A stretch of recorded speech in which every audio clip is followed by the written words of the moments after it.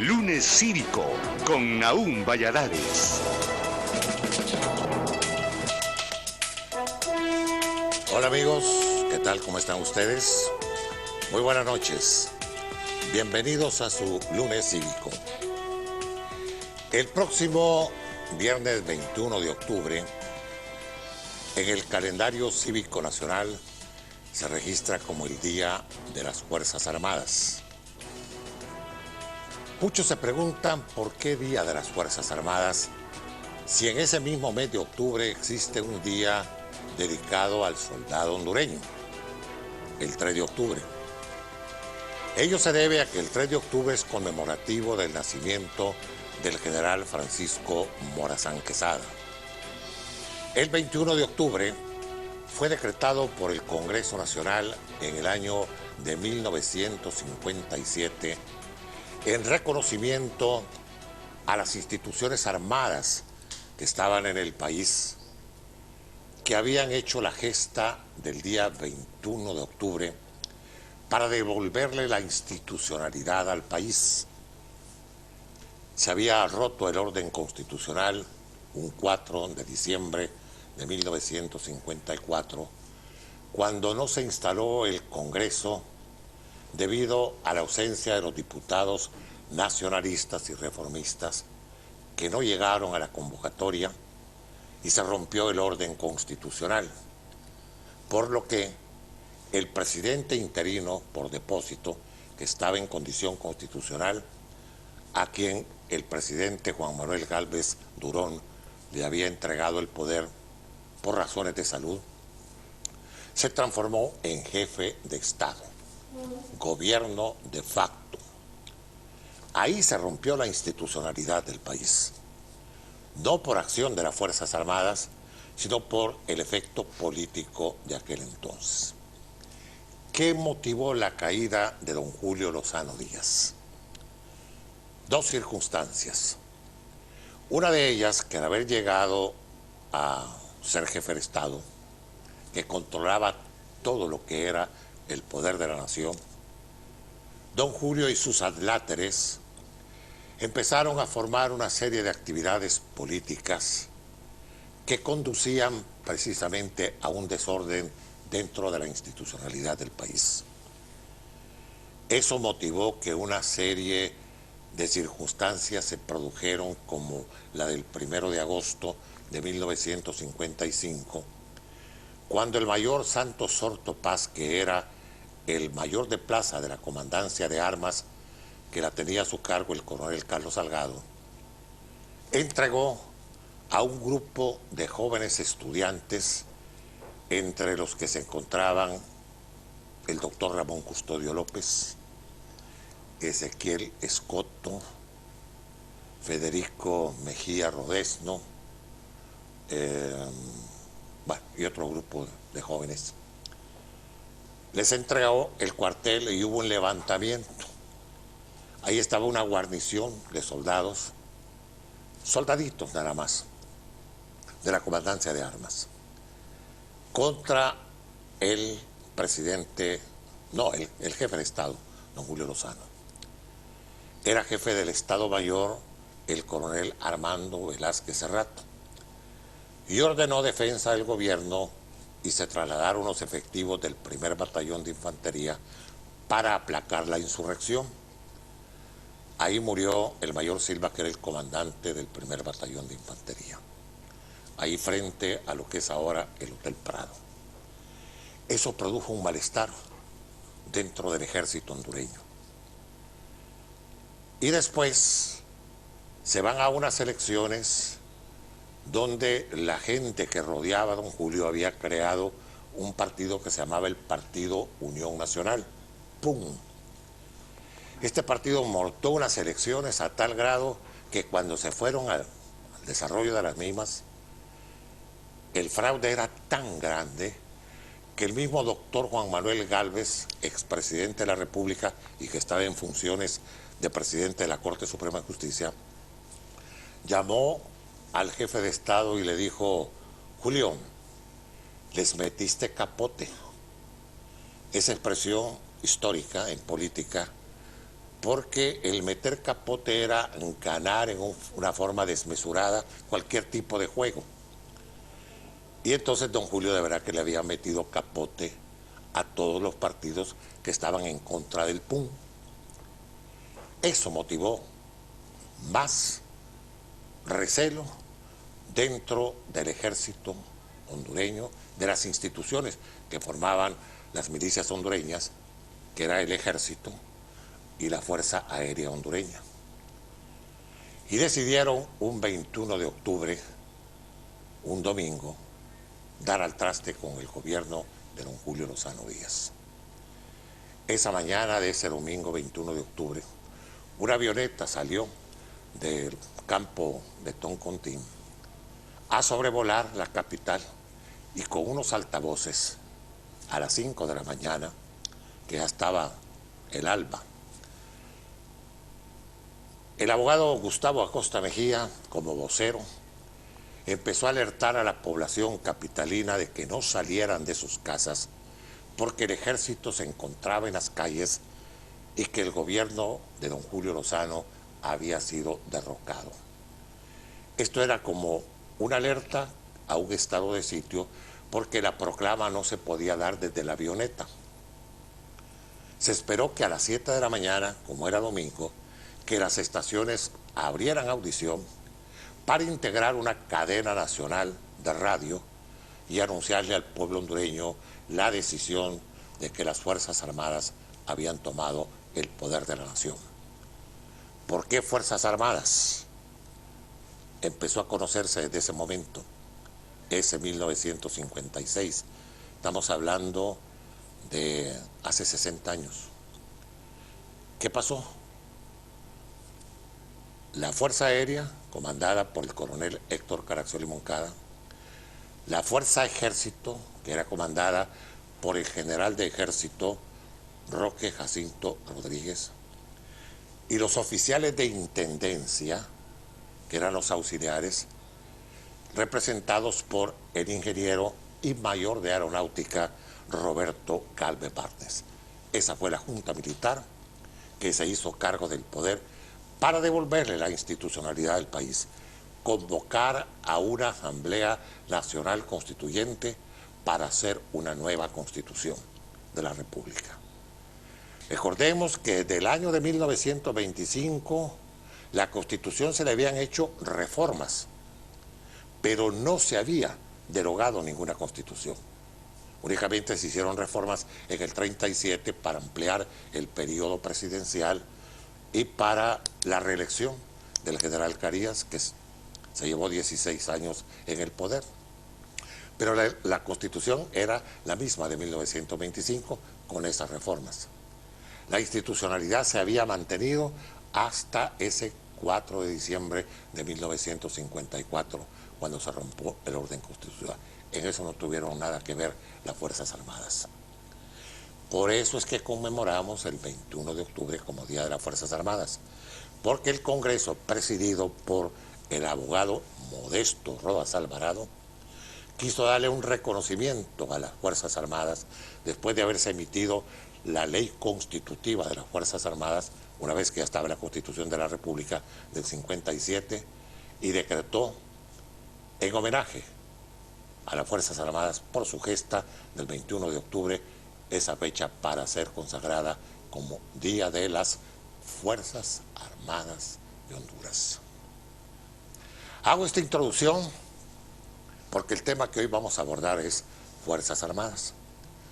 He invitado también al programa a un joven licenciado en Historia por la Universidad Nacional Autónoma de Honduras.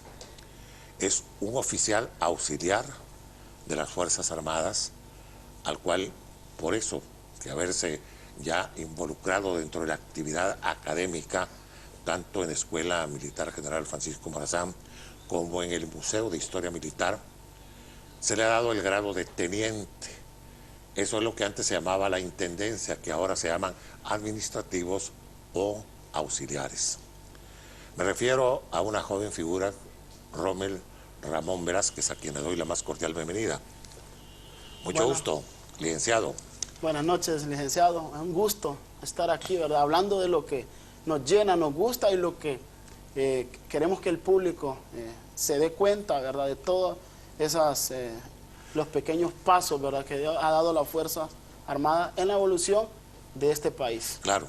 Y yo lo que quiero aquí es que hablemos, Teniente Velázquez, no es lo relacionado con cómo nació el ejército aquel 11 de diciembre de 1821, cuál fue la primera escuela militar, la de el coronel Narciso Benítez, ni la escuela de 1881. Que fue la de 1904, Oyarzún, la de chileno. El chileno. No hablemos de eso. La prusiano. Exactamente. Vamos a hablar de la evolución de las Fuerzas Armadas a partir de la década de los 50, con el impulso que le dio el doctor Juan Manuel Gálvez desde el año de 1951.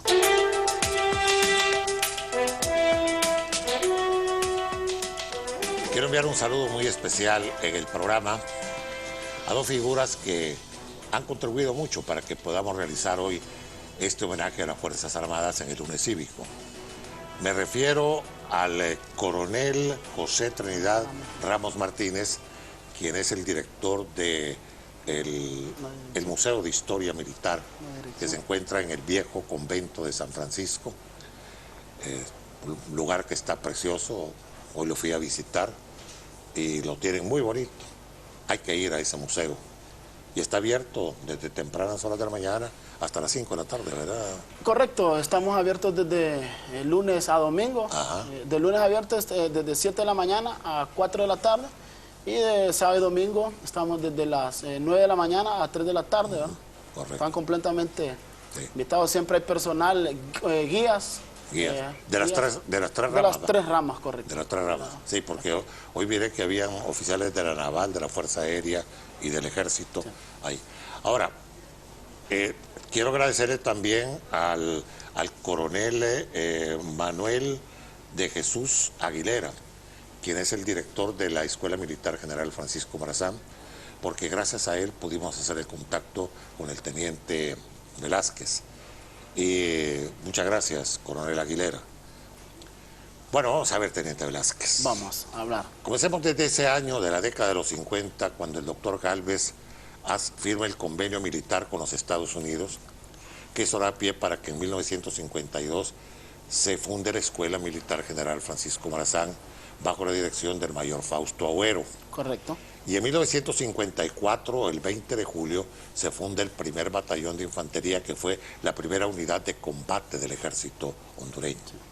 De ahí, esa evolución ya de las Fuerzas Armadas, que si bien es cierto, ya desde el 33 existía la Fuerza Aérea, que tuvo su base precisamente en la Escuela Militar del 31, con el doctor Mejía Colindre. Correcto. ¿Cuál ha sido la evolución de las Fuerzas Armadas, teniente? Claro, es interesante también recalcar la asesoría militar que el gobierno de los Estados Unidos nos brindó.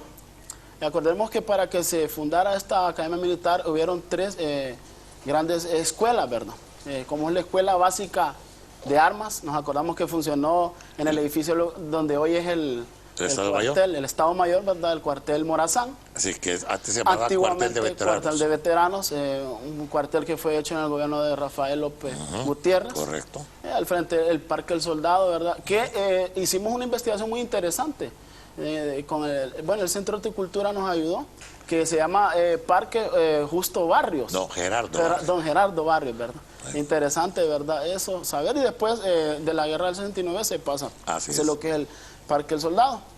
También lo que es la nueva escuela de cabos y sargentos, ¿verdad? También va a ser una de estas instituciones que va a formar parte. Y la escuela de aplicación del ejército, ¿verdad? Con ayuda militar. Ahí se van a dar lo que son 4 generaciones, ¿verdad? 4 cursos. En ese tiempo, imagínense, ser un oficial, ¿verdad? Es que tenía que tener un académico, o sea, ya sea graduado, ¿verdad? Un bachillerato en ese tiempo era lo máximo, y se reclutaban. Iban de ciudad en ciudad buscando este personal para especializarlo en estos centros militares. Sí, es interesante porque antes de que se fundara la escuela militar, que sus primeros graduados fueron en 1957. Correcto. Era el director de la escuela el mayor Carlos Soto. Sí, acordamos que en ese tiempo se presentaron 113 cadetes a lo que es la escuela militar, de los cuales se graduaron de un bachillerato en ciencias militares 31. Sí, cadetes fue la primera promoción, ¿verdad? Saludo a algunos de ellos, de los que viven todavía, a Mario Leonel Fonseca, que vive en Ciguatepeque, coronel. Y hay otros que todavía viven ahí, que los recuerdo todavía porque yo asistí a la graduación de ellos. Yo fui el maestro de ceremonias del acto de 1957, de los primeros egresados de la escuela militar. Sí. Y es bien interesante también porque ahí, cuando se empieza a formar el escalafón militar, aquellos oficiales que tenían grados de capitanes, coroneles, mayores, para que pudieran aparecer en el escalafón militar, se les exigió el diplomado de Estado Mayor. Claro, muy interesante. Acordemos que las Fuerzas Armadas tienen que irse profesionalizando. Claro. Y bueno, en este diplomado se le enseña, la misión principal era enseñar al oficial superior a comandar pequeñas y grandes unidades. Sí. Entonces, por medio de este diplomado es que se va poco a poco profesionalizando las Fuerzas Armadas. Claro, no había una escuela de Estado Mayor, tenían que hacerlo. Fue hasta 1980. Claro, sí, porque antes lo hacían o en El Salvador o en Panamá. Correcto. Eran las escuelas de Estado Mayor, ¿verdad? La mayoría de los que fueron diplomados. Pero veamos una cosa, Teniente Velázquez, esa evolución de las Fuerzas Armadas, porque después se llega. Recordemos que la ley originalmente fue la ley constitutiva de las Fuerzas Armadas. Sí. Después pasó a ser, en 1965, ley orgánica de las Fuerzas Armadas, y así con la Constitución del 81 también como ley orgánica. Y ahí se dieron algunas cosas que estaban de cambiantes. Por ejemplo, antes había un comandante en jefe de las Fuerzas Armadas. Sí. El primero de ellos fue el coronel Osvaldo López Arellano, cuando él tenía el grado de coronel. Y el último fue el general Mario Raúl Pacheco. Correcto. De ahí cambia a lo que es jefe del Estado Mayor Conjunto.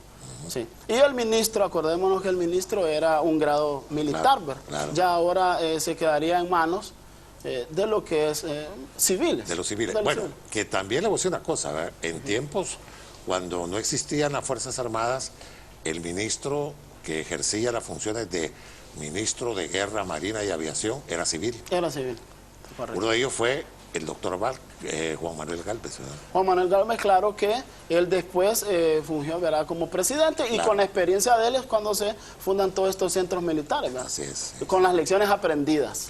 Claro. Así está. Ahora, esa evolución de las Fuerzas Armadas, platíqueme de eso, teniente. Sí, y poco a poco las Fuerzas Armadas fue firmando convenios, ¿verdad? Con, por ejemplo, con la Universidad Autónoma, acordémonos, que en un principio se firma convenios, por ejemplo, de bachilleres en ciencias en administración de empresas. Correcto. Mucho después se va a fundar lo que es con los directores, y van a salir los primeros oficiales graduados con una licenciatura en ciencias militares agrícolas. Entonces ahí es como va poco a poco profesionalizándose las Fuerzas Armadas de Honduras, y habiendo intercambios. Por ejemplo, van a haber con China, Taiwán, ¿verdad?, con Guatemala, Panamá, República Dominicana, que también van a haber intercambios, y de la Escuela Morazán van a ir saliendo estos oficiales. Claro. Sí. Hay una cosa también que me gustaría que la comentáramos, teniente, es la parte de las misiones especiales que han cubierto las Fuerzas Armadas. Correcto. En otros países. Por ejemplo, ya que hablaba usted de República Dominicana, se integró una fuerza interamericana en la cual Honduras estuvo participando. Sí, muy interesante la bienvenida. En el Museo Histórico Militar tenemos muchas fotografías de la impresionante bienvenida que se le dio a las Fuerzas Armadas de Honduras por haber participado en República Dominicana. Sí. Y también el apoyo que se dio de la Escuela Militar cuando el huracán Fifi también. Fueron muchos apoyos que se dieron. Y bueno, no digamos ahora, ¿verdad?, que se encuentran en Haití, en todas estas zonas, ¿verdad?, de conflicto. Y la fuerza aquella de tarea que se dio con la Organización de las Naciones Unidas en el Sáhara, ya no existe, ¿verdad? No, claro, siempre todavía existe. Todavía se envían oficiales, y también a lo que es Haití. Claro, ahora se da un precurso a Chile, Y Chile, después van a Chile, regresan a Honduras y se van para lo que es la zona de Haití. Sí, porque hay misiones especiales.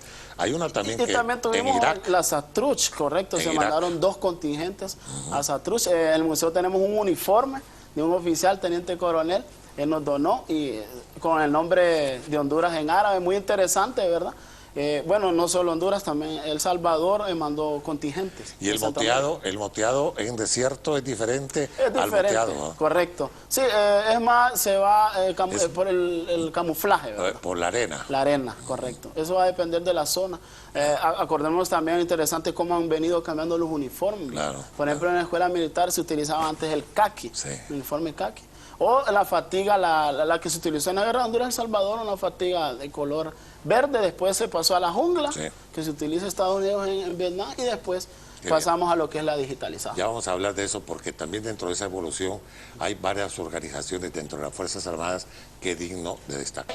Bueno, ya hay muy pocos oficiales de la gesta del 21 de octubre del 56 Muy pocos. que estén con vida. De los que yo recuerdo está Enrique Sotocano, que estaba en la Fuerza Aérea, era oficial de la Fuerza Aérea y yo creo que ella era mayor en ese entonces. Mario Enrique Chinchilla Cárcamo, que vive en San Pedro Sula, que también creo que era mayor en ese entonces. De tierra creo que no hay ninguno, porque Solo aéreos. Sí, aéreos, sí. Existen estos dos y no recuerdo Y con si hay- eso Tocano, que fue hace poco galardonado, Claro, ¿verdad? El claro, gobierno de claro. Rusia participando en Sí. la Segunda Guerra Mundial. Hay una película muy interesante. Quique es un de la buen Segunda amigo Guerra. a quien saludo en su residencia en La Paz, o si está aquí en Tegucigalpa. Él siempre nos ve en el programa. De los oficiales, pues, de tierra, pues ya murió López, Melgar, Paz García, Abraham García. Han muerto la mayoría. La ¿no? mayoría. Y los otros, los oficiales jóvenes que se graduaron en el 57, no tuvieron nada que ver No, con, correcto. con esa gesta del 56. Bueno, pero vamos a ver ahora, Teniente Barahona, Teniente Velázquez, en esa evolución que han tenido las Fuerzas Armadas, han venido las creaciones también de diferentes unidades, algunas que están relacionadas con apoyo a la misma sociedad.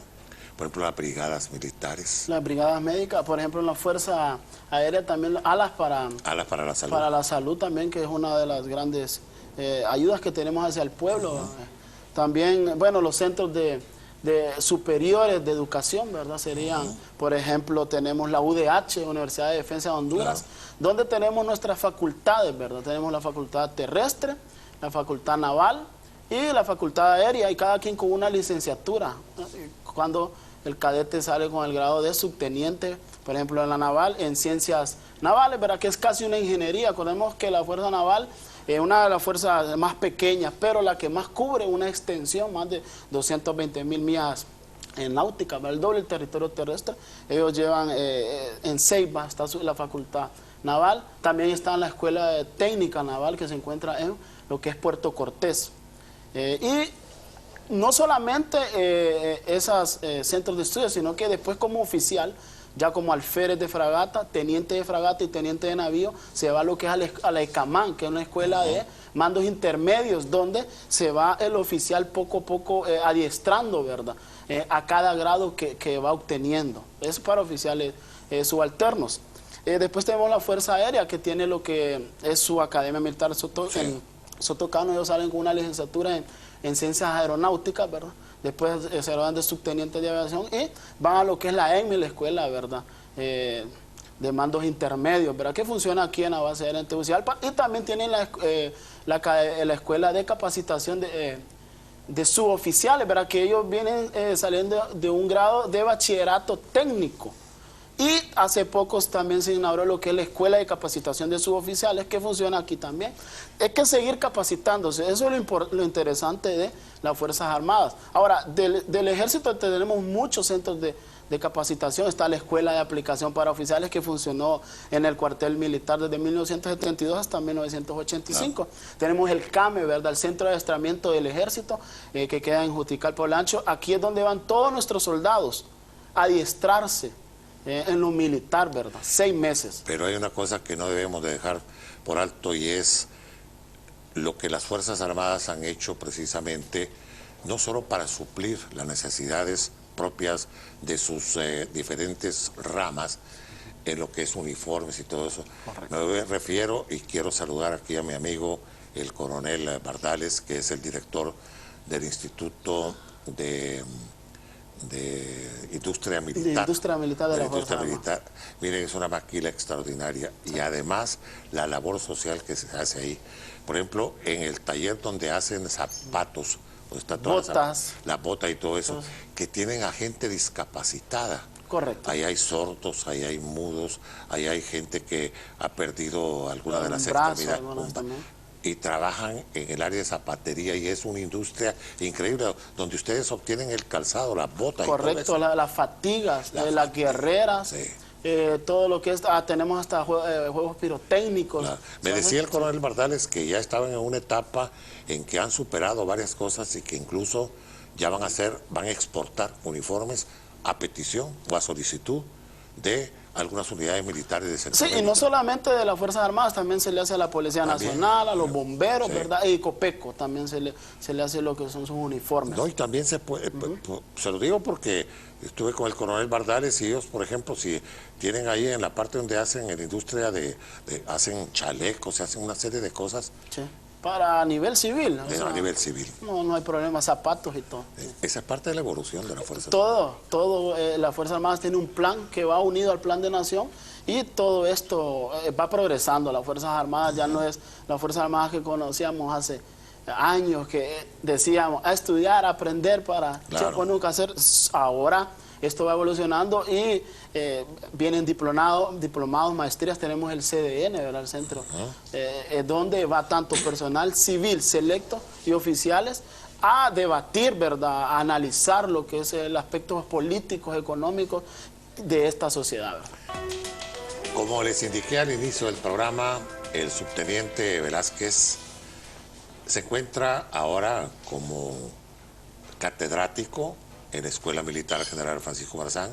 Él tiene su licenciatura en Historia con inclinación hacia la Historia Militar y por eso está ahora impartiendo cátedra en la Academia a los Caballeros Cadetes. Pero él también se encuentra en el Museo de Historia Militar. Este museo es un esfuerzo enorme que las Fuerzas Armadas hicieron y quiero decirles así porque hay que hablar las cosas llanamente. Ese fue un convento, el convento de San Diego de Alcalá, que cuando se separó la iglesia del Estado, en tiempo de la jefatura del general Francisco Morazán, hubo un decreto por el cual se dijo que todos los conventos pasarían a ser parte de los ayuntamientos para destinarlos para centros educativos o culturales. Por eso, cuando se funda la Academia del Genio Emprendedor y del Buen Gusto, después la Academia Literaria de Tegucigalpa, es allí, en ese convento, la que funda el Padre Reyes, que hasta después, en 1846, cuando se pasa al convento de la Merced y es fundada por don Juan Lindo como Universidad Central de Honduras.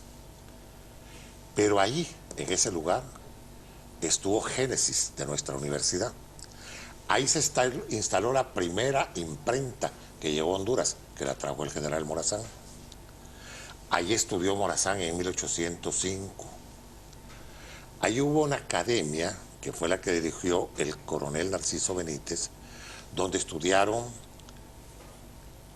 el coronel Juan Antonio Márquez, que fue jefe de Estado, don Joaquín Rivera y Bragas, que fue también jefe de Estado de Honduras, don Liberato Moncada y don José Santo Guardiola. Ahí estudiaron.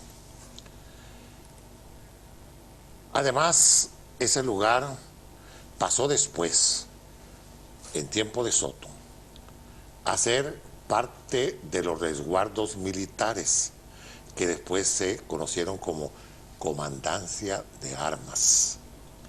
Y entonces el ejército ocupaba ese lugar. Nunca tuvo el ejército una posesión de derecho, sino que de hecho, porque era parte de propiedad del Ayuntamiento de Tegucigalpa. Pero con el tiempo, pero yo les voy a decir algo, si eso no hubiese caído en manos de los militares, no estuviera como está ahora. Han hecho una restauración increíble de ese edificio.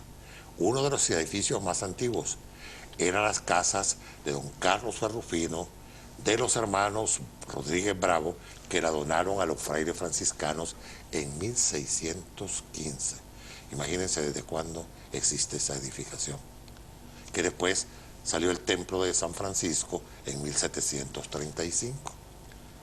Cuénteme algo de ese museíto que tienen ahí. Bueno, el Museo Histórico Militar, bueno, nace como Dirección de Historia Militar, nace el museo en el año de 1983, ¿verdad? Claro, está abierto al público para ir a ver lo impresionante del edificio. Pero ya en el 2008 se hace lo que son una restauración por parte de las Fuerzas Armadas, de la Ingeniería de las Fuerzas Armadas y el Instituto Hondureño de Antropología e Historia. Ahí es cuando se descubre, por ejemplo, el famoso calabozo, ¿verdad? Que data del año... Hoy lo vi. Hoy lo vi. Que data del año de 1882, cuando Marco Aurelio Soto los manda a reconstruir el edificio para fundar lo que es la Academia Militar y funcionaría como un polvorín, ¿verdad? Así es. Sí, el edificio. Disponemos de 9 salas de exhibición, de las 3 fuerzas, Fuerza Aérea, desde su fundación, ¿verdad?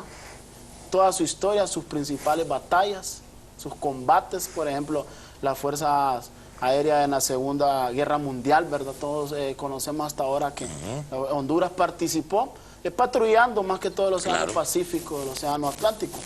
Tenemos también lo que es la Guerra del Mocorón, ¿verdad? Acordamos que se dio en la Mosquita hondureña en defensa de nuestros territorios. Y de la guerra, de la mal llamada Guerra del Fútbol, ¿verdad? Lo que llamamos la Guerra de las 100 horas, todo eso está descrito en nuestro museo, ¿verdad? También tenemos lo que es la sala del ejército, sus armas. Tenemos el arma de inteligencia, fuerzas especiales, artillería, infantería, caballería, comunicaciones, ¿verdad? Son parte de la fuerza. Y cómo está constituido el ejército, su misión, que es la misión principal, ¿verdad?, de proteger la soberanía de nuestra república, ¿verdad? También tenemos parte de armamento, una sala de armas, ¿verdad? Armas antiguas, desde las que se utilizaron en la época prehispánica hasta fusiles Remington, que se utilizan al principio. Los famosos fusiles 7 también. 7 también, el Mauser, el M1. Tenemos fusiles Mosin. Nos acordamos en la Segunda Guerra Mundial que fue utilizado, ¿verdad?, por Basili, ¿verdad?, el que mató más de 250 oficiales nazis. Ese fusil es de los pocos que hay en museos militares y lo encuentra. Miré una ametralladora de tambor. La Thompson también. La Thompson. La Thompson que se utilizó en el gobierno de Carías Andino, son fusiles. Mucho antes. Mucho antes. Esa la utilizaba el general Lee Christmas, que fue el fundador de la Policía Nacional, ¿no? Correcto. Tenemos morteros. Tenemos también un helicóptero, UH-1H, helicóptero que la gente puede llegar y montarse, no hay problema. Tenemos también la historia de la Fuerza Naval, también participó, ¿verdad?, en la Segunda Guerra Mundial. Sus principales bases navales, ¿verdad?, uniformes. Tenemos una sala de grados militares. Que la naval data de 1976, ¿no? Sí, hace poco fue fundada. Y en ese tiempo también eran 4 fuerzas, acordemos, ¿verdad? Estaba también la FUSET, Fuerza de Seguridad Pública, ¿verdad?, que funcionó en ese tiempo y funciona la Fuerza Naval, pero después desaparece lo que es la fuerza, la FUSEP, ¿verdad?, Fuerza de Seguridad Pública. Sí, cuando se crea la Policía. La Policía Nacional, ¿verdad?, en el gobierno de la Revolución Moral. Exacto, en el gobierno del doctor Carlos Roberto Reyes. Y tenemos la sala de centros de estudios del Ejército, ahí podemos encontrar también la famosa escuela de Tesón, ¿verdad?, tropa especializada en operaciones nocturnas, en selva de operaciones nocturnas. Y pueden ver ustedes equipo que se ha utilizado a través de la historia, cómo ha ido evolucionando las Fuerzas Armadas, ¿verdad? No, y que además que salieron algunas unidades, por ejemplo, los batallones de artillería, los batallones ¿cómo se llama?, de caballería blindada también, ¿verdad? También el Regimiento de Caballería Blindada. Acordemos que cada una de estas armas también tienen sus escuelas.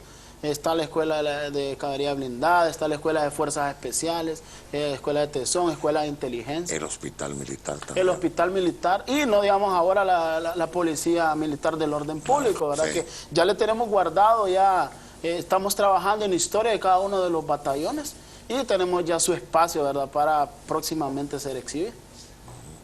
Pues es interesante, por eso quería que con el teniente Velázquez pudiéramos platicar sobre esto de la evolución de las Fuerzas Armadas, porque no tomemos a las Fuerzas Armadas como la institución castrense o el Instituto Armado que antes prevalecía. Correcto. Recordemos que cuando se funda el ejército allá en 1825 con don Dionisio Herrera, era precisamente para preservar la soberanía del Estado.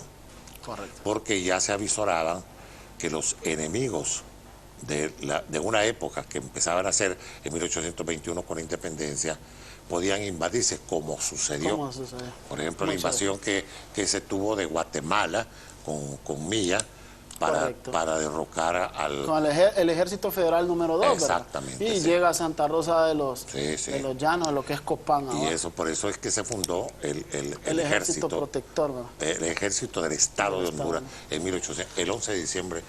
Bien, subteniente Velázquez, a ver cuándo el coronel Ramos Martínez nos permite llevar al departamento de producción de Canal 10 para que podamos realizar un programa ahí in situ en el museo, en el parque, para que la gente pueda admirar lo que se tiene y además para entusiasmarlos, especialmente a los jóvenes, a los estudiantes, para que vayan a visitar un museo que se fue montando de una manera con esfuerzo y con dedicación, además con espíritu de académico, porque eso prevalece en ese museo.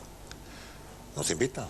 Sí, claro. Están invitados cordialmente a visitar nuestro Museo Histórico Militar. Está abierto las puertas todos los días. Los feriados trabajamos, no hay problema, siempre hay alguien encargado, tenemos los guías, son gente ya especializada en su rama, en su arma. Y los visitamos, tiene un precio módico de 20 lempiras por adultos, 10 lempiras niños. Y nos visitan muchos colegios. Claro. En la universidad también nos envía por medio de la clase de Historia de Honduras. Y estamos abiertos a todo público para que vayan a conocer y visitar no solamente el museo, el centro histórico de Tegucigalpa. Claro. Sí, porque forma parte del centro histórico. Sí. ¿Y qué actividad tienen para ahora, para el 21? ¿Ninguna solo? ¿O hay bueno, alguna? el fin de semana que pasó, este fin de semana estuvo la feria del adiestramiento. Sí. Claro, son contó, miles de personas. El coronel Aguilera me contó que habían tenido, incluso volaron los A-37. Los A-37 volaron, estos aviones de combate, ¿verdad? Que se encuentran en la base de Sotocano, volaron, los helicópteros UH-1H, también hicieron maniobras, los Bell 402. Estaba toda la fuerza, fuerza naval con sus lanchas, artillería, había un obús 155 milímetros, en los cuales tenemos 4 obuses, son un arma muy poderosa, ¿verdad? De artillería, de la artillería de campaña. Y hubo mucho de muestra, ¿verdad? De todo lo militar, el armamento que se utiliza, ¿verdad? Subteniente. Gracias. Las gracias por habernos acompañado en este programa que hoy se lo hemos dedicado a las Fuerzas Armadas de Honduras en la ocasión de conmemorarse el próximo 21 de octubre el Día de las Fuerzas Armadas, decretado por el Congreso Nacional en el año de 1957 en reconocimiento a la gesta librada por las Fuerzas Armadas el 21 de octubre del año de 1956 y devolverle la institucionalidad al país que había sido rota con el orden constitucional el 4 de diciembre del año de 1954. Gracias y los invito para el próximo lunes a la misma hora, siempre por la Televisión Educativa Nacional. Mientras la vida sigue y sigamos en la vida, aquí vamos a estar con ustedes. Buenas noches.